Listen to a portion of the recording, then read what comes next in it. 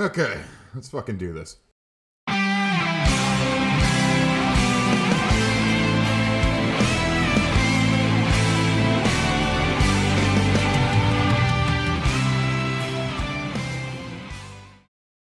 We hold these truths to be self-evident, that all men are created equal, that they are endowed by their creator with certain unalienable rights, that among these are life, liberty, and the pursuit of happiness, and that monarchists are fucking morons. What after these many moons on Earth has pushed me to finally sit down and do this, to make a video, to care this much about this? And specifically on this. This smug motherfucker right here. I'm sick and tired of watching elitist fucks like him say that the common man has no ability to know anything or do anything, and the only solution is more authoritarian systems of government. Yeah, I know I misspelled the. I had no personal beef with Spoon before now. Like many people, my extent of interaction with him was the occasional snarky response on Twitter. It's never gonna be X, it's Twitter. Shut up. I was happy to just leave it alone, be some shit poster on Twitter and Discord right up until this motherfucker decides to go directly for insults instead of actually discussing the point. What in particular pisses me off about this is that pretty much all monarchists I have ever run into, with very few exceptions, do this. They repeat this same fucking line too. You're not smart enough to know what's good for you. It's always the goddamn utopians with their grand ideas that are the first ones to try and shit up everything we're going on. Ever. All the time. I can't sit here and watch them do it anymore. I can't. I understand looking for order in this world of chaos, but goddamn, how are you this fucking dense? Lack of accountability in our government is how we got into this mess. And you want to centralize power even more, even further, into a system with less accountability? Are you fucking serious? Let's start ourselves with a little anecdote here on why absolute power can and will be misused. A British monarch prevented the proliferation of the flushable toilet for just about 300 fucking years. Do I have your attention now? In the 1500s, Sir John Harrington came up with the idea of the flushable toilet, and he'd even come up with a design for one. Only one small problem though. He was critical of Queen Elizabeth I. So what did she do? She took his design, built one herself, and never shared it with anyone because she did not like what one man said. That's something that I guarantee you've used today, you probably used yesterday. You don't remember a time in your life when you didn't have access to one. An absolute necessity for modern life and civilization and sanitation. Hoarded by an all-powerful figure. Anyway, back to the point here. Monarchy as a system does not allow for accountability of the government in any way, shape, or form. Now, I've heard the argument of the aristocracy will simply replace the king. What happens when the aristocracy has the same corruption? You've completely frozen social mobility. Who can hold these people accountable at all? It certainly isn't the other aristocrats for obvious reasons. And you have completely disenfranchised the common man, so it ain't gonna be them either. Fundamentally, you cannot concentrate that much power on one person. One person cannot guide an entire nation state. There's fundamentally too much information for one person to parse through and accurately adjudicate on every decision. So what will they do in this instance? They will expand the bureaucracy. Where does that end up? Exactly what the same issues we have now, but even less ability to remove both bad actors and those ill-equipped to do the job. Monarchy is, at best, maybe thinking on a 2-generation scale, if you're lucky. Very rarely do the lessons of the grandfather make it to the grandson, especially when power is only transferred upon death. Let's look at what occurs when monarchy and aristocracy become fully disconnected from society. The French Revolution. The monarchy was wholly removed from society. Paris was completely covered in filth and in full decay everywhere outside the royal and aristocratic grounds. This continued right up until the peasants stormed the gate and the Reign of Terror began.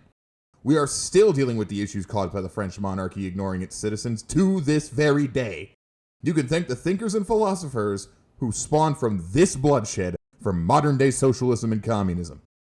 Another fantastic example of monarchy going awry is the fact that World War I was a feud between many members of the Habsburg family.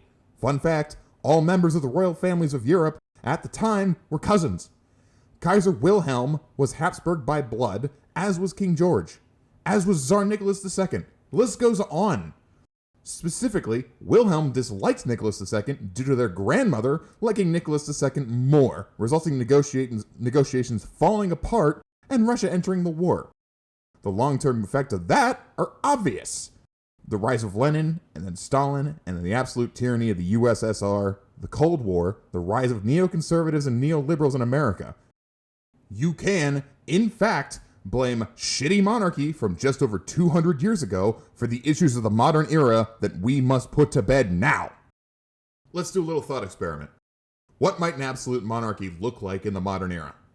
Let's use the tendency to want to keep a close eye on the peasantry as our guide. As technology improves, more surveillance would occur. Monarchs were broadly limited by the technology of their time. They could not be everywhere at once, no matter how many guards they had, no matter how many lackeys they had. Next, they'd likely start to rank their citizens based on their loyalty, give special perks to those showing more loyalty that are not already in the aristocracy. Perhaps they'd give them credit for this. The internet in this theoretical monarchy would be heavily monitored to ensure there is no anti-monarchy sentiment, as that would be a sign of disloyalty. What's this remind you of? Fucking China! Let's go on another little aside here and talk a little bit about the average monarchist I've come across. Once again, this ain't everybody, but it's a lot of you. Let's begin with a quote from the almost king himself, George Washington.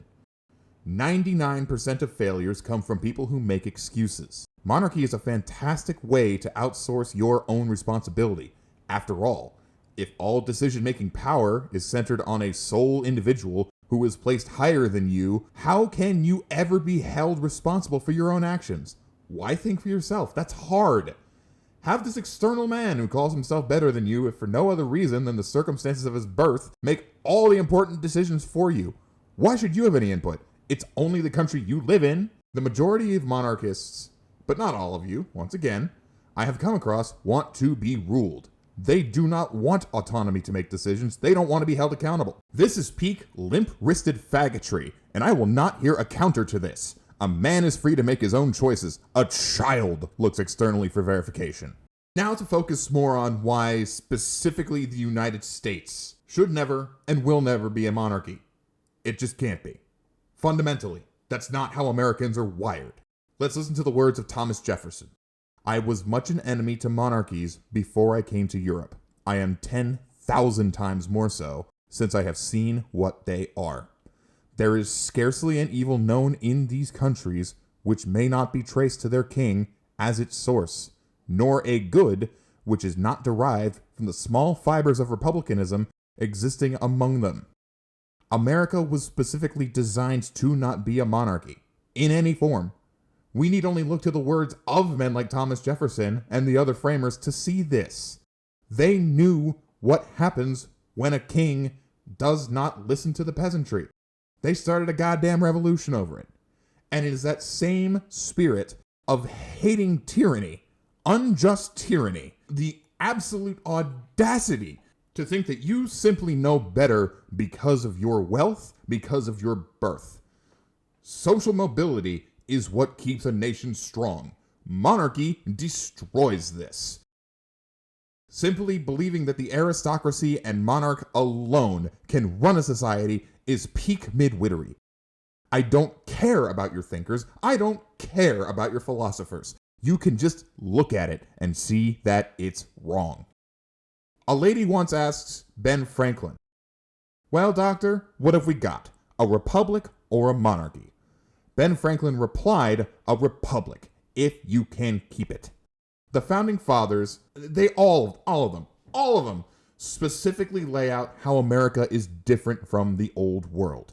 And let's just look at the fucking results. Almost 250 years of unquestioned dominance on the world stage. Because we looked at what our ancestors had done and said, that's wrong, that's fucking stupid, and we need to move the fuck on. And I am so fucking tired of hearing people try and drag us to the fucking past to shit that didn't work because they don't like the results of the modern era. Are there things that need to change? Abso-fucking-lutely. But we can do this without dragging ourselves backwards by hundreds of years. That's all I got on this for now. I want to thank my friend Field for generating these pictures. It's greatly appreciated. I want to thank my friend Pigsty for creating the thumbnail. And as always, Cabal prevails. I've travelled this whole world of Oz from Barnsley to Peru. I've had sunstroke in the Arctic and a swim in Timbuktu. I've seen unicorns in Burma and a Yeti in Nepal. And I've danced with 10-foot pygmies in a Montezuma hall. I've met the King of China and the working Yorkshire miner, but I've never met a nice South African. Now he's never met a nice South African.